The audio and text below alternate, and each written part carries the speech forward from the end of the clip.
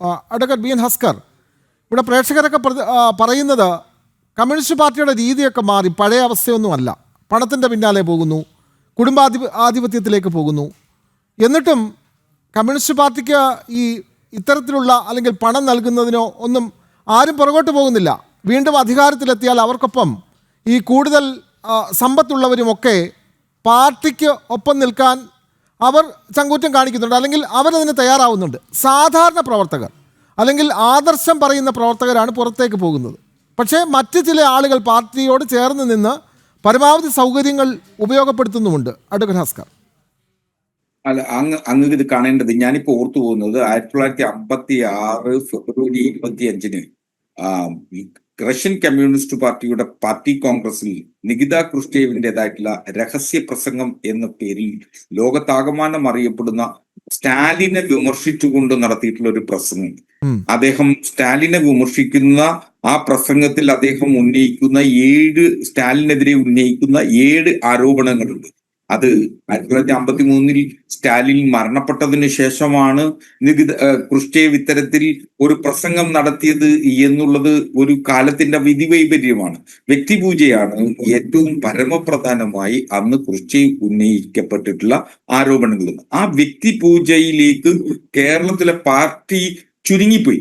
ആ വ്യക്തിപൂജയിൽ നിന്നാണ് ക്യാപ്റ്റനും കാരണഭൂതനും ഒക്കെ ഉത്ഭവിച്ചത് എന്ന വസ്തുതകളിൽ നിന്നുകൊണ്ട് അങ്ങനെ പാർട്ടിയെ മറ്റൊരു സംഘം കൈപ്പിടിയിൽ ഒതുക്കുന്നു എന്നുള്ളതാണ്. അതുകൊണ്ടാണ് കുടുംബാംഗങ്ങൾക്ക് പോലും പാർട്ടിയിൽ സ്ഥാനാർത്ഥിത്വവും മന്ത്രി പദവിയും മറ്റിതര പദവികളും ഒക്കെ വെച്ചു വിളമ്പുന്നത് എന്ന വസ്തുതകളിലേക്കാണ് ഇതൊക്കെ ചെന്നെത്തപ്പെട്ടിരിക്കുന്നത്. ഇത് അനിവാര്യമായ CPM-ന്റെ പതനത്തിലേക്ക് എത്തുന്നതിനു വേണ്ടി. അപ്പൊ ഈ തലമുറ മാറ്റത്തിന് അസ്കർ, ഒരു സംശയം, ഈ തലമുറ മാറ്റത്തിന് പാർട്ടി ഒരു കാരണവശാലും അനുവദിക്കില്ല എന്നുള്ളതാണ്. ഇപ്പോൾ പിണറായി വിജയൻ ഉള്ളത് കൊണ്ടാണ് സുധാകരനെ പോലെയുള്ള, ശൈലജയെ പോലെ കൂടുതൽ ആളുകൾ പിന്തുണ നൽകുന്ന ഇത്തരം ചില നേതാക്കളുണ്ട്. അവരെയൊക്കെ ഒരു അരികത്തേക്ക് മാറ്റുന്നത് തലമുറ മാറ്റം അനുവദിക്കില്ല എന്നുള്ള ഒരു കടുംപിടുത്തം കൊണ്ടാണോ ഇതൊക്കെ സംഭവിക്കുന്നത്?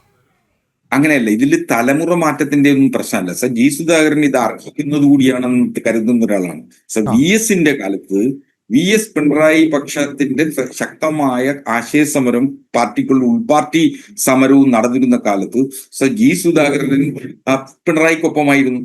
അതിനുശേഷം അദ്ദേഹം പിണറായി പക്ഷത്തു നിന്ന് അനഭിബന്ധനാകുന്ന തരത്തിലേക്ക് കാര്യങ്ങൾ ചെന്നെത്തി എന്നുള്ളതാണ് വസ്തുത. അതിലിപ്പോ നേരത്തെ പ്രേക്ഷകൻ എനിക്കൊന്ന് ഷാജിയാണ്, നാസറിൻ എന്ന് പറയുന്ന പേര് കണ്ട് അദ്ദേഹം തെറ്റിദ്ധരിച്ചിരിക്കുകയാണ്. നാസർ ഒരു മുസ്ലിം സമുദായത്തിൽ ജനിച്ച ആളൊന്നുമല്ല. അപ്പോ അങ്ങനെ ഇതാണ് പ്രശ്നം എന്ന് പറയുന്നത്. പേര് നോക്കി ആളുകളുടെ ജാതി തീരുമാനിക്കുന്ന ചുരുങ്ങിയ മനോഭാവം ഉള്ളതുകൊണ്ടാണ് ഇങ്ങനെ ആളുകൾക്ക് പറയേണ്ടി വരുന്നത്. അത് ജി സുധാകരനെ സംബന്ധിച്ചിടത്തോളം ജി സുധാകരൻ ഇരന്നു വാങ്ങിയ അനുഭവങ്ങളാണ്. VS-നെ പാർട്ടി സമ്മേളനത്തിൽ വേശ്യാലയത്തിന്റെ കാവൽക്കാരനെന്നും ഒക്കെ വിമർശിച്ച യുവ തുർക്കികൾക്ക് പാർട്ടിയുടെ സംസ്ഥാന സമിതിയിലേക്ക് വരുന്നതിന് വരെ സെക്രട്ടേറിയറ്റിലേക്ക് വരുന്നതിന് വരെ ഒക്കെ വഴിവെച്ചു കൊടുത്ത മഹാനായ നേതാവ് കൂടിയാണ് ജി സുധാകരൻ. അപ്പോ അദ്ദേഹം ഇത് അന്ന് ഒരു ചെറുവിരൽ അനക്കിയിരുന്നു എങ്കിൽ ആലപ്പുഴയിൽ നിന്നും അദ്ദേഹത്തിന്റെ കൊട്ടാരക്കരയിൽ നിന്നും നമ്മൾ സമയം അവസാനിക്കുന്നു. കൊട്ടാരക്കരയിൽ നിന്നും ശ്രീ KG കുമാർ കൂടി ചേർന്നു. KG കുമാർ, വളരെ പെട്ടെന്ന് പ്രതികരിക്കാം.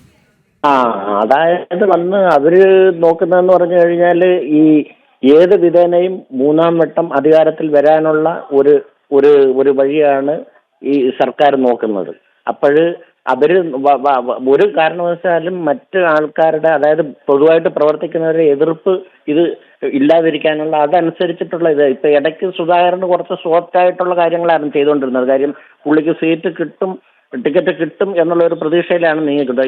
ഈ ടിക്കറ്റ് പ്രതീക്ഷ മങ്ങിയോടുകൂടിയാണ് വീണ്ടും പാർട്ടിക്കെതിരായിട്ട് ഇപ്പൊ ഇദ്ദേഹം വന്നിരിക്കുന്നത്.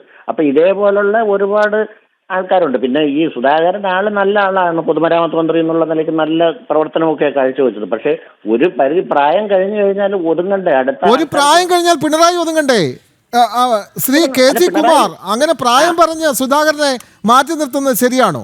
പ്രായത്തിന്റെ പരിധി പറയുകയാണെങ്കിൽ ശ്രീ KV കുമാർ, പിണറായി കൊടുക്കണം. സുധാകരന് മാത്രമേ ഉള്ളൂ ഈ പ്രായത്തിന്റെ പ്രശ്നം? അല്ല അതായത് ഈ പിണറായി അവർ മാറ്റാത്തതിന്റെ അവരുടെ കാര്യം എന്ന് പറഞ്ഞു കഴിഞ്ഞാല് ഈ ഈ വേറെ അത്രയും മുൻപിൽ നിർത്താൻ പറ്റിയ വേറൊരാള് ഇന്നത്തെ അവസ്ഥയിൽ ഇല്ലെന്നുള്ളത് സത്യമാണ്. ആ, അതാണ് അതാണ്. അതാണ് അതാണ് കാര്യം. അത് എന്റെ നമ്മൾ മനസ്സിലാക്കിയെടുത്തോളം പിണറായിക്ക് ശേഷം പ്രളയം അങ്ങനെയാണോ? അല്ല ഞാൻ പറയുന്ന മൂന്നാം ഊഴം എങ്ങനെയും വരണമെന്നാണ് എന്റെ ഒരു ആഗ്രഹം. കാര്യം എന്താന്ന് ചോദിച്ചാൽ എങ്ങനെങ്കിലും മൂന്നാം ഊഴം വന്നു കഴിഞ്ഞാല് എങ്ങനെയെങ്കിലും സുധാകരനെ പോലെയുള്ള ആളുകളെ പുറത്താക്കി എങ്ങനെയെങ്കിലും മൂന്നാം ഊഴം വരാം എന്നുള്ള പ്രതീക്ഷയിലായിരിക്കാം. അല്ല ഏത് വിധേനയും മൂന്നാം ഊഴം വരണം. കാര്യം മൂന്നാം ഊഴം വന്നു കഴിഞ്ഞാൽ പിന്നെ ഇങ്ങനെ ഒരു ശല്യം ഇവിടെ ഉണ്ടാവില്ല കേരളത്തിൽ. അതെ, വളരെയധികം നന്ദി. കോൺഗ്രസിന്റെയും കട്ടയമ്പട അതോടുകൂടി മടങ്ങും. വളരെയധികം നന്ദി ശ്രീ കെ വി കുമാർ പ്രതികരിച്ചത്.